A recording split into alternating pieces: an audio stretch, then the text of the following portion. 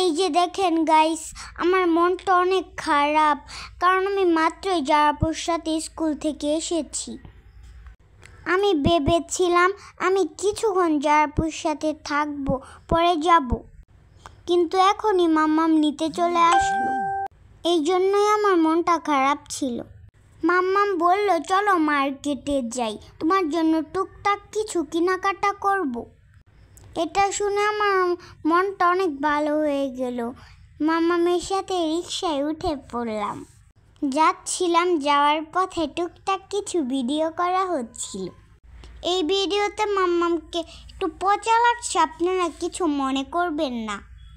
এটা হচ্ছে মরাকলা সিংহমার্কা গেটের সামনে দিয়ে যাচ্ছিলাম। আজকে যেহেতু টুকটাক কেনাকাটা করব, তাহলে তো মুখ ফুলিয়ে রাখলে চলবে না, এই জন্য হাসছিলাম আর মাম্মার সাথে অনেক দুষ্টামি করছিলাম।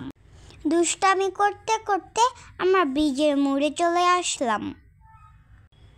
আবার সেই জ্যামের কারণে অস্থির। রাতের বেলাও জ্যাম, দিনের বেলাও জ্যামের কারণে কোথাও যেতে ইচ্ছা করে না।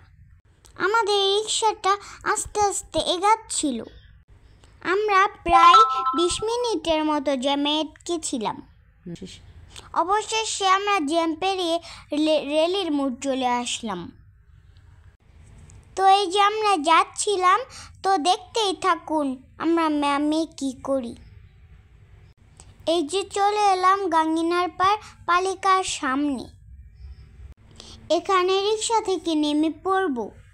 নেমে চলেন দেখি মাম্মাম কোথায় নিয়ে যায়। এই যে আমরা রিক্সা থেকে নেমে যাচ্ছিলাম পালিকা মার্কেটের ভিতরে। যাওয়ার সময় একটা পুতুলের সাথে আমাদের দেখা হলো। কি সুন্দর কুটকুট করে তাকিয়ে আছে আমাদের দিকে। আমরা চলে এলাম টুকটাক কিছু শীতের কাপড় চোপড় কিনতে। তো মাম্মাম এই গেঞ্জিগুলো আমার জন্য পছন্দ করছিল, আর আমি বসে বসে দেখছিলাম। দোকানদার বলে 500 টাকা, আর আমার মাম্মাম বলে 200 টাকা। আমি তো দেখে হাসছিলাম। দরদাম করে গেঞ্জি নিয়ে আমরা চলে গেলাম প্যান্টের দোকানে। কিভাবে কেনাকাটা করতে হয় এটা আমার মাম্মামের কাছ থেকে শেখা দরকার। এই যে 2টা প্যান্ট, এটা আমার খুব পছন্দ হয়েছিল। প্যান্ট কেনা শেষ করে আমরা চলে গেছিলাম কনফেকশনারি দোকানে। এখান থেকে মাম্মাম টুকটাক কি জানি কিনলো, এটা আমি খেয়াল করিনি। কনফেকশনের দোকান থেকে বেরিয়ে আমরা চলে গেছিলাম মুদির দোকানে। এখানে বাসার জন্য কিছু বাজার করার দরকার ছিল। আমার মাম্মাম সবসময় এই মামার দোকান থেকে বাজার করে। এই মুদির দোকানে মোটামুটি সব কিছুই পাওয়া যায়, নিত্য প্রয়োজনীয় জিনিসপত্র। এখান থেকে মাম্মাম মোটামুটি অনেকগুলো বাজার নিল। এখানে কাজ শেষ করে আমরা চলে গেছিলাম কসমেটিকের দোকানে। আজকে আমরা কসমেটিক নিতে গেছিলাম সূচনা সেন্টার পয়েন্টে। এই যে আমরা চলে এলাম কসমেটিকের দোকানে। এই দোকানটা থেকে মাম্মাম প্রায়ই কসমেটিক্স নেয়। এই মামাটার দোকানে দেশি বিদেশি অনেক কসমেটিক্স আছে। আমার মাম্মাম আমার জন্য নিচ্ছিল মুখের ক্রিম। এই ক্রিমটা নিয়ে নিল। 2টা ক্রিম নেওয়া হয়েছে, একটা আমার ছোট বোনের, একটা আমার। আরও নেওয়া হয়েছে একটা ফেস ওয়াশ আর একটা ভ্যাসলিন। আমাদের কসমেটিক নেওয়া শেষ, এখন আমরা মার্কেট থেকে বেরিয়ে পড়ছি। আমার মামামের হাতে 2টা ব্যাগ ছিল, এই জন্য আমি এই পাতলা ব্যাগগুলো নিয়েছিলাম। তো মোটামুটি আমাদের কেনাকাটা শেষ, এখন আমরা চলে যাব বাসার দিকে। একটু হেঁটে হেঁটে যাচ্ছিলাম রিক্সার জন্য। গাঙ্গিনার পাড় আর এলে আপনারা সাইডের দিকে কিছু দোকান দেখতেই পারবেন। এইগুলোতে মোটামুটি ভালো জিনিস পাওয়া যায়। এই যে আমরা রিকশায় উঠে পড়লাম মামি।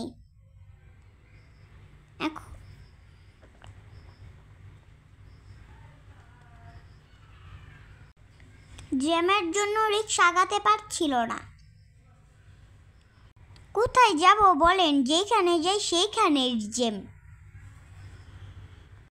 আমাকে দেখতে অনেক খুশি খুশি লাগছে, কারণ আমি আমার কাপড়গুলো অনেক পছন্দ করেছি।